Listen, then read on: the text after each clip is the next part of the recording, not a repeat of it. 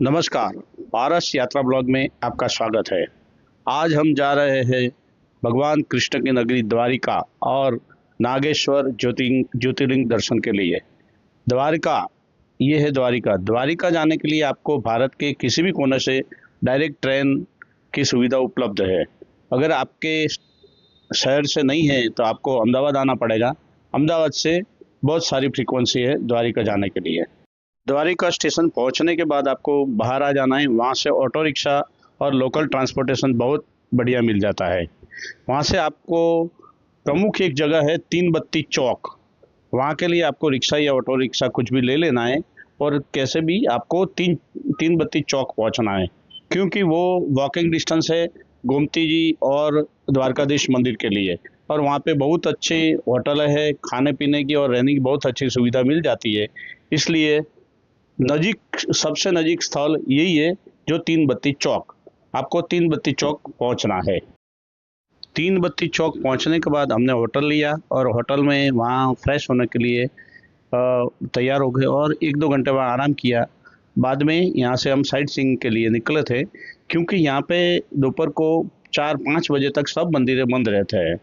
1 बजे से दोपहर को 1 बजे से रह के शाम को 5 बजे तक सब मंदिरें बंद रहते हैं। 5 बजे के बाद यहाँ पे दर्शन होता है।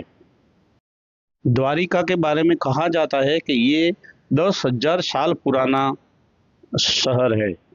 मथुरा छोड़ने के बाद भगवान श्री कृष्ण ने इसकी यहीं पे स्थापना की थी। और हिंदुओं के जो प्रमुख चार धाम है उसमें से ये एक है द्वारका, पश्चिम पश्चिम साइड में। और जो 7 पवित्र नगरी का कहा जाता है उसमें से भी ये एक है। और 7 पुरी जो कहा जाता है मोक्ष के लिए, उसमें अयोध्या, मथुरा, माया, काशी, कांची, अवंतिका, पुरी, द्वारावती चैव सप्तैते मोक्षदायिका। ये द्वारावती है जो ये द्वारिका का ही उल्लेख उसमें किया गया है।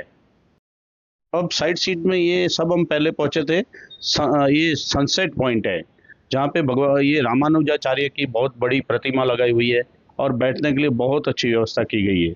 यहाँ समुद्र की लहरें बहुत ही शानदार उत्पन्न होती है और मन को लुभाने वाली होती है। आप नीचे भी साथ जा सकते हैं, लेकिन थोड़ा नीचे जाना संभल के जाना होता है। यंगस्टर वगैरह जा सकते हैं, कपल्स वगैरह जा सकता है, लेकिन थोड़े जो बुजुर्ग व्यक्ति है वो जाना इस चीज़ में रिस्क ना ले तो अच्छा होता है। अभी जो सामने जो शिवलिंग दिख रहा है वो भड़केश्वर महादेव है, वहाँ भी हम जाएंगे। लेकिन यहाँ का सनसेट पॉइंट का नज़ारा बहुत पहले देख के जाते हैं। ये जो पत्थर है, पत्थर के अंदर समुद्र जो बहता है और समुद्र की लपटों ने ये पत्थरों को पछाड़ पछाड़ के, मतलब चोट मार मार के खोखला कर दिया। आप देख पाएंगे बहुत बारीक हो गए इसके स्टोन्स वगैरह। सनसेट पॉइंट पे जो समुद्र का पानी है ना वो बहुत क्रिस्टल क्लियर दिखता है। यहाँ कोई प्रकार की गंदगी नहीं दिख रही है और आप नीचे जा सकते हैं, लेकिन बहुत गहराई में नहीं जा सकते, इसलिए देखना संभलना जरूरी होता है। द्वारिका को स्वर्ग का प्रवेश द्वार भी कहा जाता है। ये द्वारिका एक पोर्ट जैसा है, समुद्र किनारे पर है, इसलिए यहाँ पे बाहर से, मतलब पुराने ज़माने में यहाँ बंदरगाह के उपयोग में लिया जाता होगा। और अपना देश तो बहुत लोगों के साथ जुड़ा हुआ था, पूरी दुनिया के साथ से यहाँ व्यापार होता था। इसलिए यहाँ पे एक लाइट हाउस भी बनाया गया था कि जो जहाज बाहर से, विदेश से आने वाले जहाज को मार्गदर्शन दे सकता था और समुद्र की हलचल पे नज़र रखता था। अब हम पहुंचे भड़केश्वर महादेव। भड़केश्वर महादेव ये समुद्र के अंदर एक जोरदार शिवलिंग बनाया हुआ है और नीचे ऊपर शिवलिंग की प्रतिकृति बनाई हुई है और अंदर भी शिवलिंग बनाया हुआ है, जहाँ शंकर भगवान का शिवलिंग स्थापित किया हुआ है। पूजा अर्चना होती है, आरती होती है और सब धार्मिक विधि यहाँ पे होती है। यहाँ पे समझो कि पूर्णिमा वगैरह के जो भर्ती आती है, मतलब समुद्र में जो भर्ती आती है, तब तक ये इसका जो आने जाने वाला रास्ता है उस पे समुद्र आ जाता है और पानी में से निकलना पड़ता है। कोई परेशानी नहीं होती है, लेकिन बहुत मज़ा आता है उस वक्त पे। बड़केश्वर शिवलिंग जाने के लिए जो जब भर्ती उठाती है तब पानी में से जाना बहुत रोचक नज़ारा होता है। यहाँ पे पहले मंदिर के आगे थोड़ा एक शंख की प्रतिकृति बनाई हुई है। उसके बाद थोड़ी सीढ़ियाँ है, सीढ़ियों के ऊपर से अपने को महादेव जी के दर्शन के लिए जाना पड़ता है। लोग दर्शन पूजा करने के बाद यहाँ का नज़ारा देखने के लिए साइड में प्रदक्षिणा वगैरह भी करते हैं। और यहाँ का नज़ारा भी बहुत सुंदर से देखते हैं, बहुत हसीन नज़ारा होता है। समुद्र की लपटें आती रहती है और लोग बैठ के आराम से देखते रहते हैं। बच्चों के लिए फिसलन जैसी बहुत एंजॉयमेंट की व्यवस्था हो जाती है यहाँ पे। और इसके आगे थोड़ा एंजॉयमेंट पार्क भी बनाया हुआ है, वहाँ भी बच्चे लोग और यंगस्टर वगैरह बैठ सकते हैं।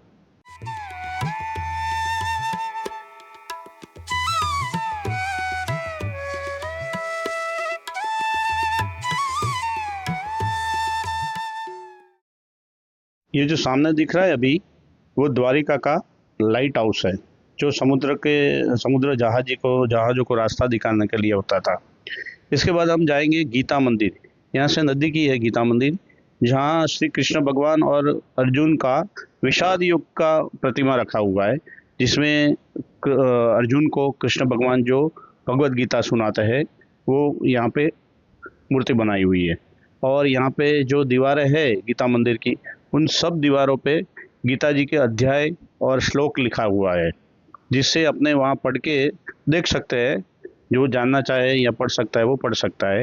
इसके बाद इसके दर्शन करके सब लोग दूसरी साइट सीन के लिए निकल जाते हैं। ये सब साइट सीन करने के में जो टाइम लगा, उसके बाद उतने में मंदिर खुल चुके थे और अब हम मंदिर दर्शन के लिए जा रहे हैं। और ये है गोमती नदी। गोमती जी नदी के किनारे पर ही भगवान श्री कृष्ण का मंदिर बनाया हुआ है। ये गोमती जी का घाट है और गोमती जी यहाँ पे समुद्र को मिलती है। ये बहुत यहाँ हसीन नज़ारा है। और यहाँ से भगवान की ध्वजा और निज मंदिर जगत मंदिर के दर्शन होते हैं, बहुत ही बड़े दर्शन होते हैं। यहाँ कहा जाता है कि भगवान की ध्वजा का दर्शन करने का बहुत महत्व होता है और दिन में 6 बार ध्वजा चढ़ती है यहाँ पे। ये आदि गुरु शंकराचार्य जी का मठ, ये जो 4 मठ है उसमें से ये द्वारिका का ये जगत गुरु शंकराचार्य का मठ है। ऐसे दूसरे मठ पुरी, रामेश्वरम और केदारनाथ में भी है, वो आप जानते होंगे। ये यहाँ का शंकराचार्य जी का मठ है। और ये गोमती जी का मंदिर, यहाँ पे महालक्ष्मी जी का मंदिर और गोमती जी का भी मंदिर है।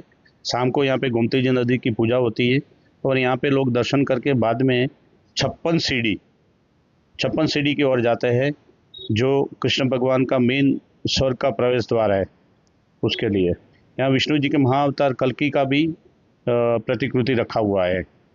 उसके बाद ये हम सामने देखते हैं तो यहाँ पे 56 सीढ़ी का प्रवेश द्वार है। 56 कोटि यादव थे, इसलिए उनकी याद में ये 56 सीढ़ियाँ बनाई गई हुई है। यहाँ से कैमरा और मोबाइल वगैरह ले जाने का प्रतिबंध है, इसलिए 56 सीढ़ी के द्वार से फिर पुलिस चेकिंग होता है और उसके अंदर का हम रिकॉर्डिंग नहीं कर पा रहे हैं। इसलिए यहीं से भगवान के निज मंदिर का दर्शन करके मोबाइल जमा करके फिर हम दर्शन के लिए चले गए थे। जय द्वारिकाधीश। जगत में सबसे बड़े भगवान अपने माँ बाप होते हैं। भगवान द्वारिकाधीश ने भी अपनी मुख के सामने देवकी मैया का ही मंदिर बनाया हुआ है, जिससे भगवान द्वारकाधीश भी अपनी मैया का दर्शन कर पा रहे हैं। भगवान द्वारकाधीश का दर्शन करने के बाद नीचे आते हैं तो वहाँ पे एक तुला मंदिर है, जहाँ पे भक्तजन अपने तुला के हिसाब से भगवान को वस्त्र, अनाज या भेंट चढ़ाते हैं और अपना पुण्य प्राप्त करते हैं। तुला दान के बाद यहाँ पे अधिष्ठान और पूजा अर्चना वगैरह भी पंडित जी के द्वारा की जाती है और यहाँ पे भक्त लोग अपना पुण्य फल बहुत अर्जित करते हैं, ऐसे सब विधि विधान करके। दान, पूजा विधि जैसे संस्कारों से ही हमारी संस्कृति अभी तक अडिखम है। अब हम चल रहे हैं गोमती घाट, जो शंकराचार्य घाट भी कहा जाता है। यहाँ पे एंजॉयमेंट के भी बहुत अच्छे साधन है, जैसे ऊँट वगैरह पे सैर हो सकती है, घोड़े वगैरह है। और शाम को यहाँ गोमती नदी जी की आरती होती है, बहुत ही बढ़िया और सुंदर, और ढोल बाजे के साथ में गोमती नदी जी की आरती होती है यहाँ पे। वो हम आपको दिखाएंगे इसमें ही। गोमती जी की आरती के बाद यहाँ पे अंधेरा हो जाता है और अंधेरे में यहाँ का जगत मंदिर बहुत ही शिखर बहुत ही चमकता है, जोरदार लगता है यहाँ से, और उसकी ध्वजा बहुत सुहावनी लगती है। ये दर्शन करने के बाद हम पेट भोजन करने के लिए, पेट पूजा के लिए चले गए थे, खाने के लिए। खाने के लिए यहाँ पे जो पंडे लोग हैं, पंडे ब्राह्मण, उनकी ओर से यहाँ पे एक भोजनालय बनाया गया है और केवल 30 रुपये प्रति थाली के हिसाब से यहाँ भोजन दिया जाता है। वो बहुत ही लोगों के लिए जो बाहर से आते हैं और ज़्यादा दिन रुकना है या ज़्यादा शेयर करना है, उनके लिए बहुत ही बढ़िया व्यवस्था की गई है। ये नाइट का नज़ारा द्वारकाधीश मंदिर का बहुत ही खूबसूरत। द्वारकाधीश की ध्वजा जी बहुत ही सुंदर लगती है, वाइट कलर की। मनमोहक ये दृश्य लग रहा है। रात को 9:30 बजे तक यहाँ पे दर्शन होते हैं और बहुत ही बढ़िया तरीके से यहाँ दर्शन होती है। लाइन लगती है लेकिन दर्शन बहुत ही बढ़िया हो जाते हैं। हम भी यहाँ बहुत 2 बार हमने दर्शन किए थे, पहली बार दिन में और ये नाइट में भी हमने दर्शन किए थे। लाइन लगती है, बाकायदा लाइन से जाना अच्छा होता है और जूते वगैरह रखने की अच्छी सगवड़ है। मोबाइल लेके नहीं लिया जाता। और यहाँ की गलियाँ और ये जो स्टॉल्स है वो भी बहुत ही बढ़िया है यहाँ पे। मतलब यहाँ घूमने की नाइट में भी बहुत इच्छा होती है। 10 बजे तक आप घूम सकते हो। बाद में आप अपने दूसरे दिन के साइट सीइंग के लिए यहाँ पे जो बुकिंग काउंटर है वहाँ से अपना काउंटर टिकट बुक करा के फिर दूसरे दिन की साइट सीइंग जो नागेश्वर ज्योतिर्लिंग, बेट द्वारका, गोपी तालाब और रुक्मणी जी मंदिर है, उसके लिए यहाँ से शाम को ही बुकिंग करा के सुबह 8 बजे यहाँ से निकलना होता है, जो आपको पूरे दर्शन करवाता है।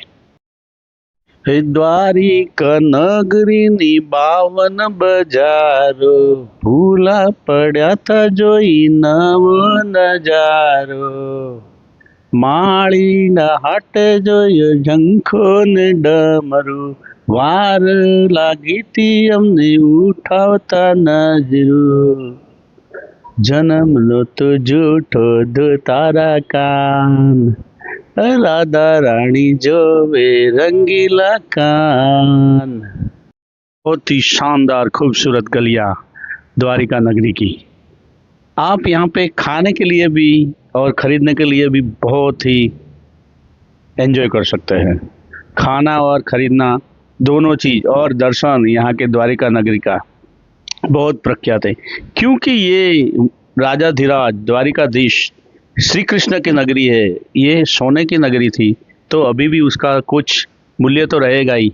बहुत बढ़िया नगरी है।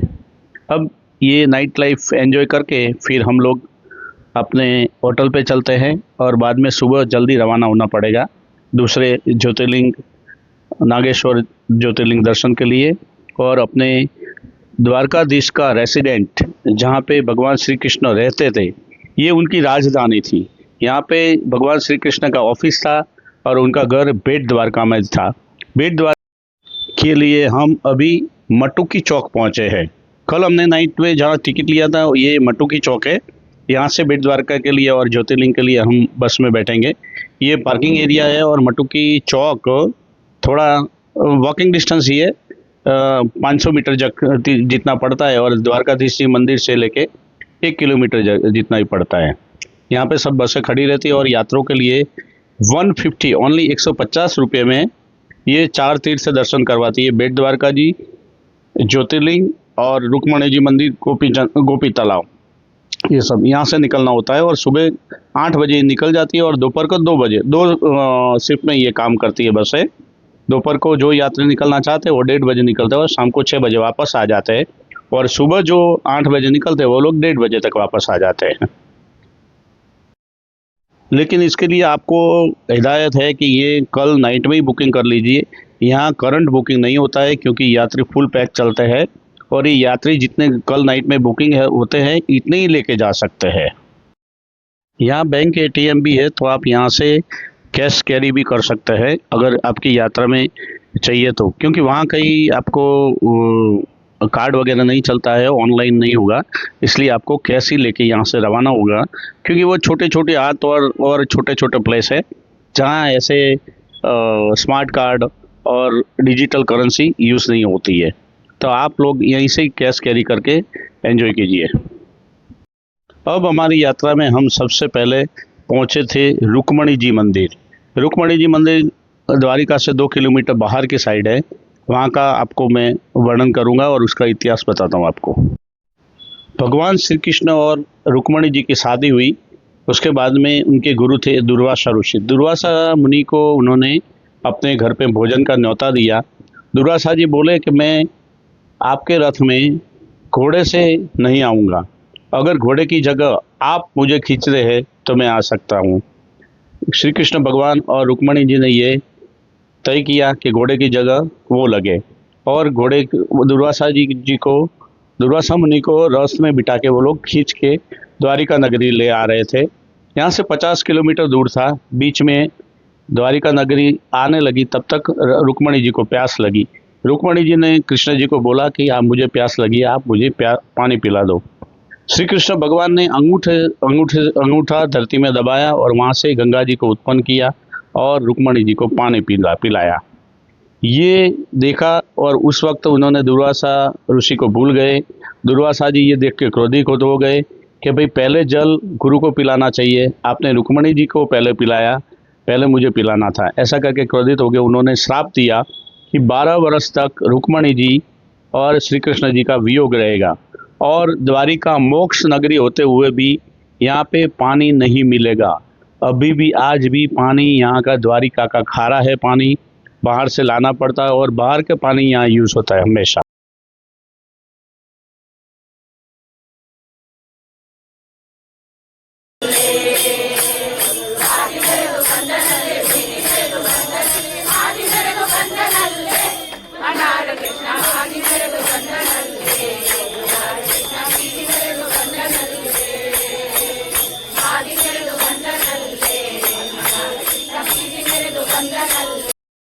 ये श्री रुक्मणी मंदिर में पानी का प्रसाद दिया जाता है, और यहाँ पे पूजा के रूप में आप पानी ही दान कर सकते हो, कोई प्रसाद वगैरह यहाँ नहीं चढ़ता है।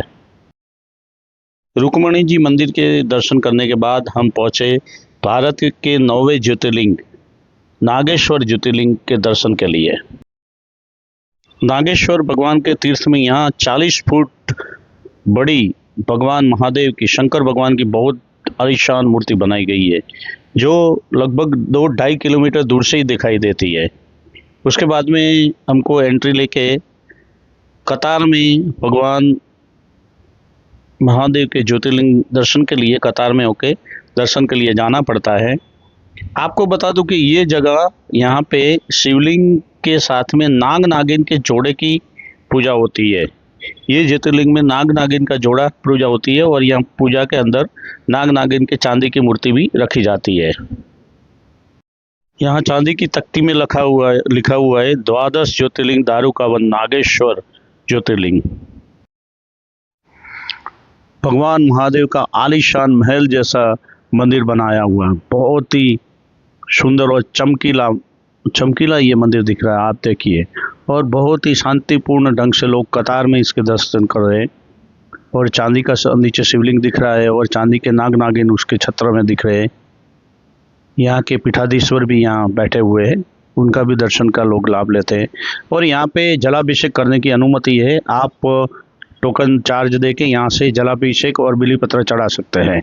ये भगवान नागेश्वर का ज्योतिर्लिंग दर्शन। जय शिव शंभो, हर हर महादेव। आप कमेंट में जरूर लिखिए हर हर महादेव, जो आप शिव भक्त है तो। जय महादेव, जय शंकर भगवान, आपकी जय हो। शंभू के बाद नंदी जी का भी दर्शन करते हैं लोग। ये भगवान नंदी, इसके सामने ही पार्वती मैया का स्थान भी उपलब्ध है, जहाँ पे शंकर भगवान का बड़ा त्रिशूल और डमरू भी लगाया हुआ है, और सामने ही पार्वती मैया की मूर्ति दिखती है। वहाँ भी दर्शन करेंगे। बहुत वैसे भीड़ यात्री आते तब ज़्यादा रहती है, और अभी तो थोड़ी भीड़ कम थी, इसलिए हमें बहुत अच्छा दर्शन करने को मिला। ये पार्वती जी मैया की मूर्ति यहाँ लगाई हुई है, और यहाँ साड़ी पहनाते हैं पार्वती जी मैया को। और आपको अगर पूजा के लिए जाना है तो यहाँ धोती पहनकर जाना होता है, जिसके लिए यहाँ अलग से रूम उपलब्ध है, धोती रूम जैसा। हे भोलानाथ त्रिपुरारी कष्ट कापतु, प्रभु कष्ट कापतु, देवादिदेव शर्वनो छे माने बाप तू। हे भोलानाथ छे राज तारु शंभु, त्रिलोक पर अटल, आकाश के पाताल हो के हो धरा पटल। ब्रह्मांड माज शक्ति छे ते अमापतु प्रभु ते अमापतु देवादिदेव सर्वनो छे माने बाप तू। भगवान भोलानाथ के बाद शनि महाराज के दर्शन होते हैं।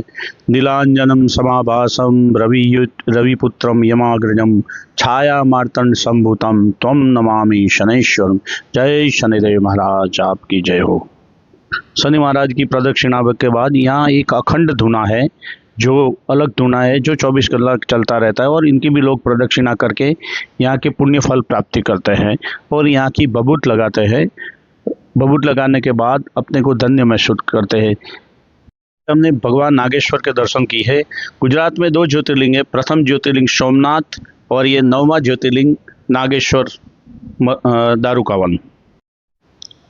नागेश्वर ज्योतिर्लिंग के बाद चलते हैं हम गोपी तालाब। गोपी तालाब के बारे में आपको बता दूं, महाभारत के युद्ध के बाद अर्जुन को एक बहुत बाणावली योद्धा का अभिमान आ गया था और आप जानते हैं कृष्ण भगवान को कि वो तो किसी को भी मोटिवेट और डीमोटिवेट करना उनके 2 मिनट का काम होता है। उन्होंने देखा कि अर्जुन को अभिमान आ गया है, अब उसका अभिमान उतारना पड़ेगा। तो उन्होंने जब अर्जुन द्वारिका आए तब उनको बताया कि भाई ये 16,000 गोपियाँ है, इनको वापस वृंदावन छोड़ने जाना है और अर्जुन ये जिम्मेदारी आपकी, आप सही सलामत इनको वृंदावन छोड़ के आ जाओ। उन्होंने कहा ये कोई बड़ी बात नहीं है, मैं गोपियों को सही सलामत वृंदावन छोड़ के आ जाऊंगा। बीच में रास्ते में ये तालाब में उन्होंने भगवान ने उत्पन्न किया और यहाँ पे सब गोपियाँ थी, वो नहाने लगी और अपने वस्त्र और नहाने के लिए जो सामान वामान था वो सब अर्जुन को सौंप दिया कि आप ये संभालो, हम नहा के आते। तब तक भगवान ने लीला रची और काबा भील ज्ञाति के जो लुटारे थे वो उत्पन्न किए, जो अर्जुन को उन्होंने लूट लिया और अर्जुन को लूट लिया और ये वो रक्षा नहीं कर पाया। अर्जुन उनके गांडी वगैरह छीन लिए तो लुटारों से रक्षा नहीं कर पाया। तो गोपियों ने देखा कि हमारा कब वस्त्र वगैरह तो चले गए, अब अर्जुन हमारी रक्षा नहीं कर पाया। तो गोपियों ने ये तालाब में अपनी जान दे दी थी। तो यहाँ पे मतलब कृष्ण का अभिमान उतर गया, कृष्ण जी ने अर्जुन का अभिमान उतार दिया था। और यहाँ पे ये जो तालाब की मिट्टी है वो भी अभी पीले कलर की चंदन जैसी दिखती है। यहाँ पे बिक्री करते ये लोग रोल और राउंड के फॉर्म में जो मिलती है। यहाँ पे एक उसकी वजह से एक कहावत प्रचलित हो गई अर्जुन के बारे में कि समय का मान है, समय बड़ा बलवान होता है। काबे अर्जुन लूटियो, वही धनुष वही बाण। मतलब कि समय का मान है, समय का मान बहुत है, समय बड़ा बलवान होता है, नहीं कोई पुरुष बलवान होता। अर्जुन वही था, गांडी वही था, उनके हथियार वही थे, लेकिन एक लुटारों ने उनको लूट लिया था, वो भी समय था। इसलिए कहते हैं कि समय बड़ा बहुत बलवान होता है। ये गोपी तालाब है। यहाँ पे मैंने आपको बताया कि जैसे ये चंदन जैसी उसकी मिट्टी मिलती है, ये जो नहाने और पूजा में उपयोग करते हैं। और यहाँ पे फिर छिप वगैरह का और कुमकुम यहाँ की प्रसादी के रूप में लोग ले जाते हैं। सामने गोपीनाथ जी का मंदिर है, जहाँ गोपीनाथ भगवान के दर्शन करते हैं। ये गोपीनाथ भगवान का मंदिर है। गोपीनाथ मतलब भगवान श्री कृष्ण का ही मंदिर है, इनको ही गोपीनाथ बोलते हैं। ये भगवान गोपीनाथ जी का मंदिर है। यहाँ पे जितने भी गुजरात में जो श्री कृष्ण भगवान की मूर्तियाँ है वो काले पत्थर से ही हमेशा बनाई गई है। जैसे डाकोर में रणछोड़राय का मंदिर है, द्वारिकाधीश और श्रीनाथ जी सब काले पत्थर की यहाँ पे मूर्ति आपको दिखाई देती है। यहाँ एक सर्वदेवता मंदिर भी बना गया है, जिसमें हिंदुओं के प्रमुख देवता देवी देवता की मूर्तियाँ बनाई गई है और उसका पूजा अर्चना और आरती वगैरह होता है। लोग यहाँ बहुत भाव से दर्शन करते हैं। अगर मेरा वीडियो आपको अच्छा लगा है तो लाइक और सब्सक्राइब जरूर करिए। सब्सक्राइब करने से आपको मेरी अगली वीडियो और पिछली वीडियो सब आपको मिल जाएगी और उस मेरी वीडियो में आपको भरपूर तथ्यों, गाइड और संपूर्ण इतिहास जानने को मिलेगा। धन्यवाद।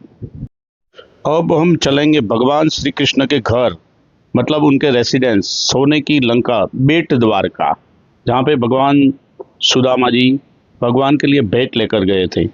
ये जो ब्रिज है इसका नाम ही सुदामा जी के नाम ऊपर रखा गया है, सुदामा सेतु। तो निर्माण अभी किया गया है। पहले ये लोग बोट के द्वारा यहाँ आते जाते थे। बोट में आना जाना बहुत जोखिम और खतरे से खाली नहीं था, फिर भी लोग भगवान की नगरी के दर्शन करने आते थे। अभी कुछ ही सालों पहले ये सुदामा सेतु समुद्र के ऊपर ब्रिज बनाया गया है। अब आप डायरेक्ट बेट के अंदर आ सकते हैं। बेट मतलब उसको पोर्ट आइसलैंड बोलते हैं। आइसलैंड है ये। और ये है गोल्डन नगरी, सोने की द्वारका, उसकी बिल्कुल आबेहूब प्रतिकृति ये बनाई गई है। ये म्यूजियम है, इसमें बहुत बड़ा मतलब सोने की नगरी का व्यूज दिखाए गए हैं। इसके बाद हम जो सामने चलते हैं, ये पूरा पोर्ट का व्यू दिखता है यहाँ पे। देखिए आपको मैंने जैसे पहले बताया कि ये भगवान श्री कृष्ण का रेसिडेंट हुआ करता था। ये सोने की पूरा गोल्डन नगरी थी। और पुरातत्व सर्वेक्षण में भी अभी पाया गया कि 7,000 से 9,500 पुराने जो सिटी के इसमें मतलब अपने को पुरावा मिला है, उसमें जो पत्थर है, पत्थर के एंकर्स और फोर्ट की वॉल्स वगैरह मिली है, वो आर्कियोलॉजिकल सर्वे में भी पाया गया है।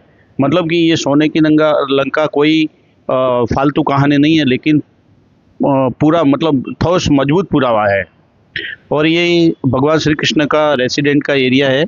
और यहाँ पे अंदर फोटोग्राफी मना है, इसलिए फोटोग्राफी नहीं करने देते। यहीं से हम आपको दिखाता हूँ। जय रणछोड़ राय। यहाँ पे भीड़ बहुत लगती है, लेकिन एक डेढ़ घंटे में यहाँ पे पूरा बहुत अच्छे से दर्शन हो जाता है। लिखा हुआ भगवान द्वारकाधीश जी का निवास स्थान। यहाँ पे लोग दर्शन करके फिर 1-2 घंटे में वापस निकल जाते हैं। टोटल 4 घंटे का ये पूरा टूर्स रहता है। और यहाँ पे बहुत भगवान का पुण्य प्राप्त होता है, ऐसा लोग मानते हैं कि भगवान की रेसिडेंस का दर्शन करके। अब मैं आपको वहाँ नीचे ले जाता हूँ थोड़ा, जहाँ से समुद्र दिखता है। और ये जो सुदामा सेतु और पूरा ओखा फोर्ट का जो नज़ारा है वो यहाँ से बिल्कुल दिखता है। सामने भारतीय तटरक्षक का ऑफिस भी दिखता है आपको, वाइट कलर का। ये यहाँ से ये सुदामा सेतु बनाया हुआ है, अभी कुछ ही साल पहले बनाए। नहीं तो ये जगह है, ये जो आप देख रहे हैं ना बीच में डक्का, यहाँ से लोग यहाँ पे आते थे। ये जो जहाज, छोटे छोटे नाव वगैरह रखी गई है, वहाँ पे लोग उतरते थे और सामने से वहाँ से ये समुद्र पार करके आते थे। अभी ये ब्रिज होने की वजह से सब समुद्र से व्यवहार बंद हो गया। सामने है भारतीय तटरक्षक। ये प्रजापिता ब्रह्मा कुमारी की ओर से यहाँ पे फर्स्ट क्लास श्रीविंग और झांकी वृंदावन की बनाई गई है, जो कृष्ण भगवान की रास लीला और उनके वृंदावन का बाल समय का बहुत बेहतरीन चित्रण किया गया है। और अलग अलग लीलाओं के भी दर्शन है। आपको मैं एक बात बता दूं कि भगवान श्री कृष्ण को गुजरात में रणछोड़ राय भी बोला जाता है। रणछोड़ राय इसलिए कि रण छोड़ मतलब उसका संधि विच्छेद किया जाए तो भगवान मैदान छोड़ के आए थे। यादव कुल में जो अंदर डखा हो रहा था, मतलब लड़ाई हो रही थी, वो छोड़ के भगवान यहाँ द्वारिका आ गए थे, इसलिए उनको रणछोड़ राय भी बोला जाता है। रण छोड़ने वाला राय। भगवान रणछोड़ राय की जय। जय द्वारकाधीश। मेरे ब्लॉग में मैं बेहतरीन सचोट माहिती देता हूँ। आपने ये पूरा ब्लॉग देखा है तो आप जान पाए होंगे कि मेरे ब्लॉग जैसी जानकारी आपको कहीं नहीं मिली होगी। बारीक से बारीक जानकारी और बारीक से बारीक उसका डिटेल्स में मैं आपको वीडियो में बताता हूँ। अगर मेरा वीडियो आपको अच्छा लगा है तो आप सब्सक्राइब जरूर कीजिए। मैं हर एक यात्रा स्थल का ये वीडियो बना के आपके तक पहुंचाऊंगा। अगर आप भी द्वारका आएंगे और कुछ मतलब आपको ज़रूरत होवे या फिर मार्गदर्शन की ज़रूरत हो, आप मुझे बेझिझक कमेंट कीजिए या मेरा कांटेक्ट करिए। मेरे ब्लॉग में कांटेक्ट लिखा हुआ है।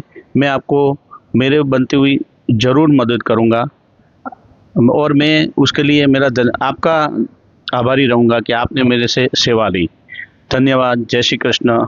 जय द्वारकाधीश।